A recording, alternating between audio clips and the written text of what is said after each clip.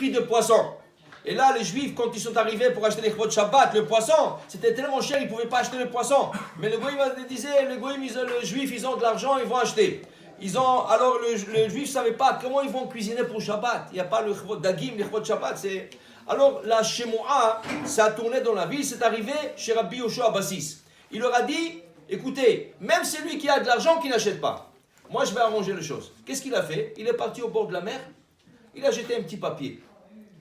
Le roi de là-bas, il a adoré le poisson. Et ce jour-là, quand ils sont partis les pêcheurs pour lui emmener le poisson, ils n'ont trouvé même pas un poisson. Aucun poisson est monté. C'était bizarre, ils ne voyaient pas le poisson ne montait pas. Alors le roi, il attendait son souper, voilà, il n'y a pas de poisson. Alors il dit, qu'est-ce qui se passe? Il dit, Sa Majesté, on n'a pas trouvé de poisson. Il dit, comment? Toute la mer, il n'y a pas un poisson? Il dit, roi, rien. Le deuxième jour, la même chose. Il dit, mais c'est pas possible. Comment ça arrive? Il dit, on ne sait pas. Tout de suite, il a envoyé des policiers enquêter, tout ça. Il dit, vous savez, on a vu un personne vieille. Il a jeté un papier depuis qu'il n'y a plus de poisson. Qui c'est? Il dit, c'est le rabbin de la communauté juive. Tout de suite, il faut le convoquer. Ils l'ont convoqué. Quand il est arrivé, il dit, qu'est-ce que vous avez fait? Il dit, rien. Vos sujets, ils ont monté le puits de poisson, alors personne n'ose poisson. Il dit, comment? Il a compris que c'était un kadosh. Il dit, mais Hila, dites-moi, qu'est-ce qu'on doit faire? Il dit, rien du tout. Qu'il baisse le prix, et moi je vais arranger la chose. Tout de suite, il a donné l'ordre à baisser le prix plus bas qu'il était avant.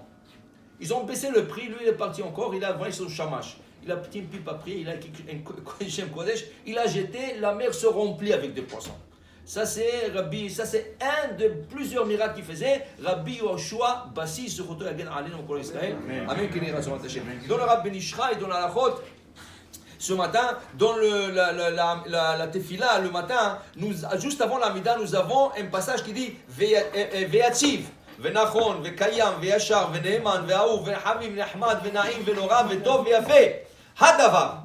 Alors, dit le Rabbi Nishra, il y a là-bas, si tu comptes, Ve'atziv, ve'nachon, il y a Vav, 15 fois. Ve'atziv, ve'nachon, ve'kayam, ve'yashar, ve'nachon, ve'emed, 15 fois le Vav. Il dit ici, le Rabbi Nishraï, ce Vav-là doivent être tous collés un dans l'autre et on ne peut pas leur séparer. Veut dire que s'il entend un Kaddish, il a rompu la chaîne. Dans ce cas, il dit le Rabbi Nishraï, s'il a entendu Kaddish, il répond le Kaddish, mais il faut reprendre depuis le début. C'est important que tout le Ve'atziv jusqu'à la fin, Ve'yafeh, soient tous collés un dans l'autre. Mais il dit ici, le Milat Hadavar, le mot Hadavar aussi fait partie de ça. Le mot Hadavar fait partie de ça. Pourquoi? Regardez. Si on prend 15 en valeur numérique, c'est combien? Yud-Ke.